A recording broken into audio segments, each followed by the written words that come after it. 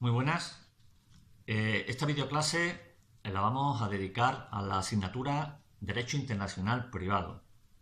Concretamente vamos a ver dos casos prácticos que fueron objeto de examen en pruebas presenciales en nuestra universidad, en la UNED, y sin más dilación vamos a pasar a leer el enunciado del primero de esos casos prácticos. Se dicta una sentencia de condena de cantidad en París y se insta el exequatur de dicha sentencia en España. El demandado se opone alegando que existe una infracción de los derechos de defensa en el proceso de origen. El demandante del exequatur aporta una certificación en la que consta la notificación de la demanda en el proceso de origen, certificación que no se acompaña ni de legalización ni de traducción. Es decir, hay una sentencia de condena, se supone que es firme, aunque no lo dice en el enunciado. Esta sentencia está dictada por un tribunal francés, en París. Esas sentencias lo que se pretende es su reconocimiento y su ejecución en España, el exequatur de dicha sentencia en España. ¿El demandado qué hace? Pues que se opone alegando que existe una infracción en los derechos de defensa, es decir, que no ha sido notificado en tiempo y forma. Y el demandante pues aporta la notificación de la demanda, pero no acompaña ni la legalización ni la traducción, es decir, el certificado de legalización y de traducción. En este caso es en el que nos encontramos. La pregunta es, ¿qué texto normativo establece el régimen legal aplicable a este exequatur? Esa es la primera. Y la segunda, según el texto elegido, si debe concederse o denegarse el exequatur solicitado. Y además, que se indiquen otros posibles motivos de rechazo del reconocimiento de esta decisión. Bien, en primer lugar, tenemos que decir que se trata de una sentencia que se supone firme, o si no, no tendría sentido de pedir el reconocimiento y ejecución de una sentencia que no es firme. Y luego está dictada por un órgano jurisdiccional de un Estado miembro de Francia, un Estado miembro de la Unión Europea, evidentemente. Se trata de materia civil y mercantil. Por todo ello, debemos decir que debe aplicarse un reglamento, el reglamento de la Unión Europea 1215/2012, del Parlamento Europeo y del Consejo, del 12 de diciembre del 2012. Sobre competencia judicial y reconocimiento y ejecución de resoluciones judiciales en materia civil y mercantil. Este reglamento derogó al reglamento de la Comunidad Europea 44/2001. Por lo tanto, actualmente vigente, reglamento de la Unión Europea 1215/2012. En el capítulo tercero, secciones primera y segunda, sección primera, reconocimiento, sección segunda, ejecución, es donde se encuentra el régimen jurídico básico para contestar a esta pregunta. La sección tercera de este capítulo tercero, reconocimiento y ejecución, trata sobre la denegación del reconocimiento y de la ejecución. Y en su artículo 45 se recogen los motivos de denegación del reconocimiento. Y en similares términos, el artículo 46, los motivos de denegación de la ejecución. Es decir, que al acudir al reglamento 1215/2012, para saber cuáles son los motivos de denegación, tenemos que irnos directamente al artículo 45 para la denegación del reconocimiento y al artículo 46 para los motivos de denegación de la ejecución. Y establece el artículo 45 lo siguiente. A petición de cualquier parte interesada, se denegará el reconocimiento de la resolución, dos puntos. Y hay 5 motivos. El primero, que el reconocimiento sea manifiestamente contrario al orden público del Estado miembro requerido. Manifiestamente contrario al orden público. Esa es la letra A del artículo 45. La letra B, si la resolución se ha dictado en rebeldía. Otro motivo para denegar el reconocimiento. Letra C, si la resolución es inconciliable con una resolución dictada entre las mismas partes en el Estado miembro requerido. Esa es la C. La D, si la resolución es inconciliable con una resolución anterior, dictada en otro Estado miembro o en un tercer Estado, entre las mismas partes, pero con el mismo objeto y la misma causa, cuando esta última resolución reúna las condiciones necesarias para su reconocimiento en el Estado miembro requerido. Esa es la D. Y la E, en caso de conflicto con las secciones tercera, cuarta y quinta, que son los foros exclusivos, asegurados consumidores y trabajadores, y por supuesto con los foros de protección de la sección sexta. Perdón, con los foros exclusivos. Los foros de protección son tercera, cuarta y quinta, y los foros exclusivos la sección sexta del capítulo segundo, competencias del mencionado reglamento. Por lo tanto, para saber cuáles son los motivos de denegación, al artículo 45, si es los motivos de denegación del reconocimiento, artículo 46, los motivos de denegación de la ejecución. Por otro lado, los artículos 37 y 42 del mismo reglamento de la Unión Europea en 1215/2012 establecen qué documentación debe acompañar a la resolución que se pretende reconocer y ejecutar. Y dice lo siguiente: lo primero que hay que acompañar es una copia de la resolución que reúna los requisitos necesarios para ser considerada auténtica. Copia de la resolución. Evidente, ¿verdad? Segundo requisito: certificado expedido conforme al artículo 53 del reglamento. Ese certificado forma parte del reglamento que ustedes pueden bajarse del BOE como anexo número 1. Aparece al final del reglamento, después de todas las disposiciones transitorias, derogatorias y demás, aparece como anexo número 1 ese certificado, al que se hace referencia en el artículo 53 del propio reglamento. Bueno, pues ese certificado expedido conforme al artículo 53 también debe acompañar la solicitud de exequatur.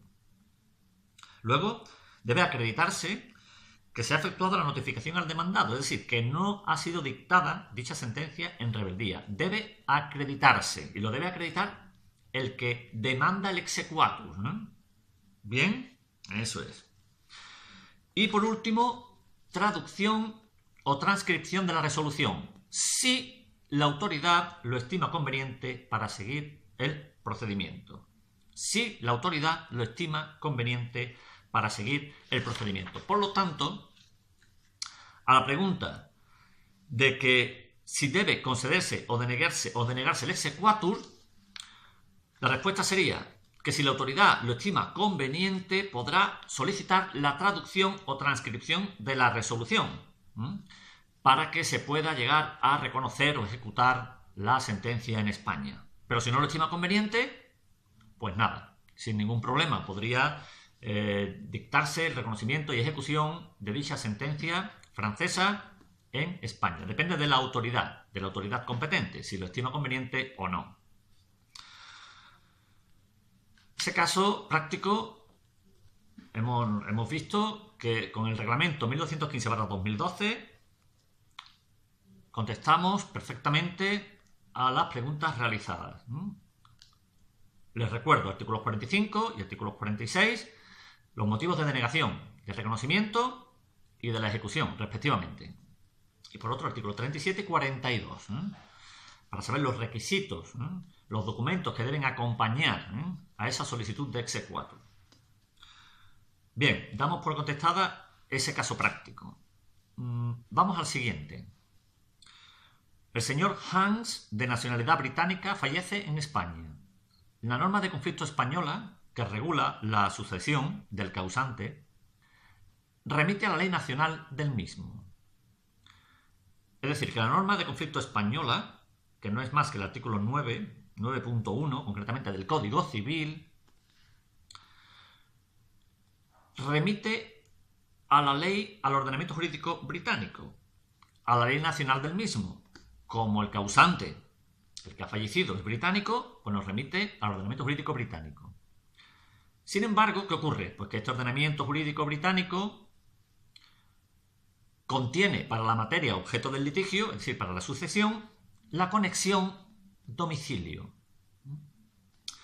El ordenamiento jurídico español, conexión, nacionalidad. El ordenamiento jurídico británico, el elemento de conexión, el domicilio. La pregunta es, determina ante qué problema de aplicación se encuentra el órgano judicial español ante el que se suscitó el litigio. ¿Y cuál es la solución que establece el ordenamiento español ante dicho problema de aplicación? Bien. Debemos hacer mención a dos cuestiones que no deja claro en el enunciado. La primera es que Hans, este señor británico, fallece en España, pero no dice que tenga su domicilio en España. Eso no lo dice. Podía haber estado de vacaciones tranquilamente en Marbella o donde le hubiera dado la gana. Y se podía haber muerto allí el tío de estar a gusto en la playa tirado al sol, ¿eh? Y entonces no tiene su domicilio en España. Eso no lo dice. Y también cuando el enunciado dice este ordenamiento para la materia objeto del litigio contiene la conexión domicilio. Eso decía el enunciado. Pues cuando dice este ordenamiento, debemos entender que se refiere al ordenamiento jurídico británico. Bien. Vamos a interpretar entonces que el señor Hans tenía su domicilio en España porque si no, no tiene sentido. Por otro lado, entiendo que lo que se pregunta es qué ley debe aplicarse a este supuesto. Por lo tanto, no estamos ante una cuestión sobre competencia de los correspondientes tribunales, ni sobre exequatur, sino sobre ley aplicable. Cuando el enunciado nos dice la norma de conflicto que regula sucesión del causante remite a la ley nacional del mismo, como hemos dicho antes, es el artículo 9.1 del Código Civil, el que dice tal cosa. Y lo dice de la siguiente manera, textualmente. La ley personal correspondiente a las personas físicas es la determinada por su nacionalidad, el elemento de conexión, nacionalidad. Dicha ley regirá la capacidad y el estado civil de los derechos y deberes de familia y la sucesión por causa de muerte. El artículo 9.1, por lo tanto, nos remite al ordenamiento jurídico británico. Esa es la ley que debe aplicarse, según el artículo 9.1. El artículo 9.8 del Código Civil dispone en cuanto al fondo y de forma específica en relación a la sucesión lo siguiente. La sucesión por causa de muerte se regirá por la ley nacional del causante en el momento de su fallecimiento. Punto suspensivo. Es decir, que específicamente la sucesión por causa de muerte se regirá por la ley nacional del causante en el momento de su fallecimiento. En el mismo sentido que el artículo 9.1, pero de forma ya específica a la sucesión por causa de muerte. Por otro lado, en cuanto a la forma, podemos hacer mención a los artículos del Código Civil 11, 669, 732 y 733. Podemos hacer mención en la respuesta a la pregunta. En cuanto a la forma. Bien, todo esto si hablamos del derecho interno en la materia. Pero existe normativa internacional que regula este supuesto y que debe aplicarse con carácter prioritario. ¿Cuál es esa normativa? Pues con respecto a la ley aplicable a la forma, debemos acudir al Convenio de La Haya de 1961.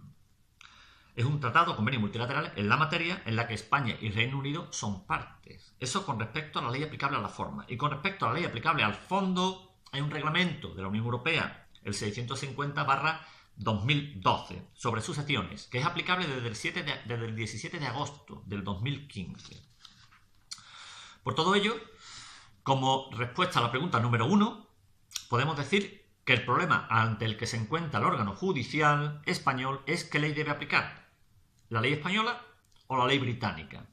La ley interna española determina como conexión la nacionalidad y nos remite al ordenamiento jurídico británico, artículos 9.1 y 9.8, ambos del Código Civil, mientras que la ley británica determina como conexión el domicilio.